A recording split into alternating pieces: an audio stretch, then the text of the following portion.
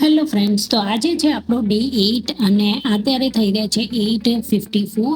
આજે છે 12th મે અને હું અહીંયા બધું કામ પતાવીને ફ્રી થઈ ગઈ છું અને આજે આપણે વાંચવા બેસી રહ્યા છે થોડું અર્લી. કાલે મારે રાત્રે કલાક જેવો સેશન નહોતો થયો.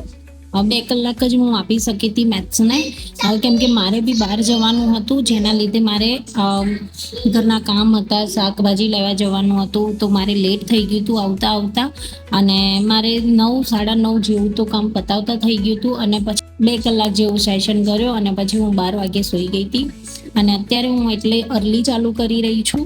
અને અત્યારે આપણે જે ટોપિક ઉઠાવીશું એ અહીંયા મેથ્સ ને રિઝનિંગ હું વધારે કરું છું, પણ આજે મારી ઈચ્છા છે કે એક થિયરિટિકલ સબ્જેક્ટ લઈ લઈએ, મે બી પોલિટી, કાં તો પછી આપણે લઈશું અહીંયા એનસીઆરટીનું હિસ્ટ્રી. એટલે જોઈએ છે હજી, પણ મેઇન પર્પઝલી આપણે મેથ્સ અને રિઝનિંગ વધારે કરીશું. ટાર્ગેટ એવો જ છે. કાલે આપણે રાજાનીની સરની જે ટ્વીટ છે એ જોઈ હતી અને એમાં જાણવા મળ્યું કે એક્ઝામ જે છે એ અહીંયા જુલાઈ સ્ટાર્ટિંગમાં આવી શકે છે, એટલે આપણને હવે ખાસો એવો ટાઈમ મળી જશે અને મને નથી લાગતું કે મેન્સ માટે આપણે એટલો ટાઈમ આપશે આ લોકો.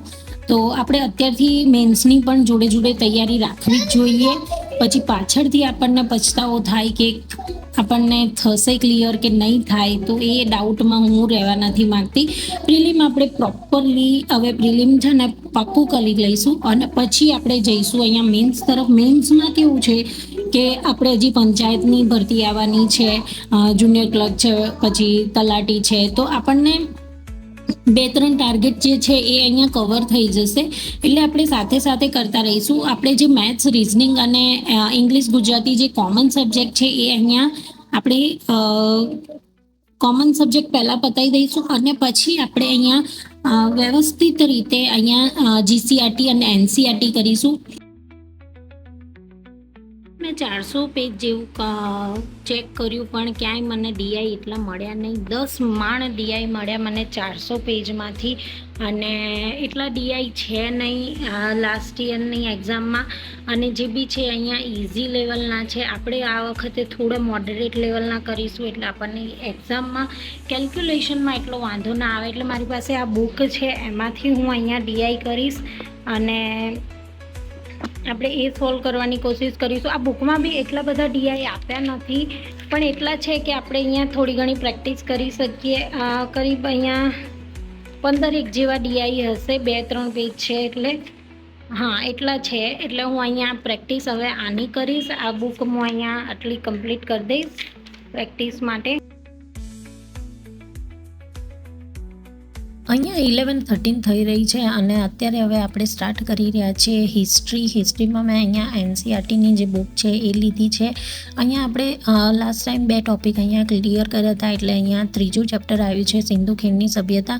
અને સિંધુ ખીણમાંથી 1-2 સવાલ તો આવતા જ હોય છે, દર વખતે ફિક્સ હોય છે કે ક્યાંયથી પણ પૂછાય ના પૂછાય, પણ સિંધુ ખીણ સભ્યતામાંથી 1-2 સવાલ તો આવી જ જાય છે, એટલે આપણે આને અહીંયા રીડ કરીશું. મારી જોડે અત્યારે 12 વાગ્યા સુધીનો ટાઈમ છે, એટલે એટલામાં કમ્પ્લીટ કરી દઈશું આપણે. 4-5 પેજ છે, વધારે નથી. એટલે ચલો તો આપણે ફટાફટ વાંચી લઈએ.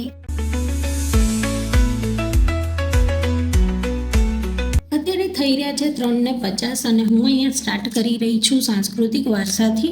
આપણે એનસીઆરટીમાં જે સાંસ્કૃતિક વારસો છે એ અહીંયા કમ્પ્લીટ કરીશું.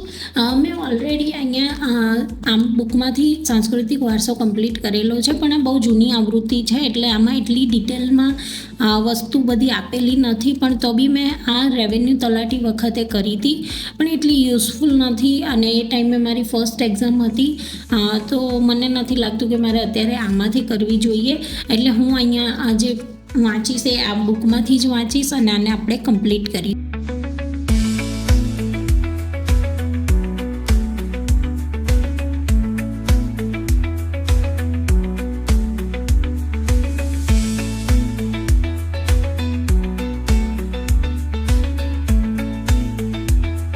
મેં અહીંયા 2 ચેપ્ટર કમ્પ્લીટ કર્યા હતા સાંસ્કૃતિક વારસાના અને પછી હું અહીંયા પોલિટીની નોટ્સ લઈને બેઠી અને નોટ્સમાં જે ઇમ્પોર્ટન્ટ પોઈન્ટ્સ મારે નોટ ડાઉન કરવાના હજી બાકી લાગ્યા મને, એ હું અહીંયા આગળ ઇમ્પોર્ટન્ટ પોઈન્ટ્સ એડ કરતી ગઈ અને રિવિઝન કરતી ગઈ.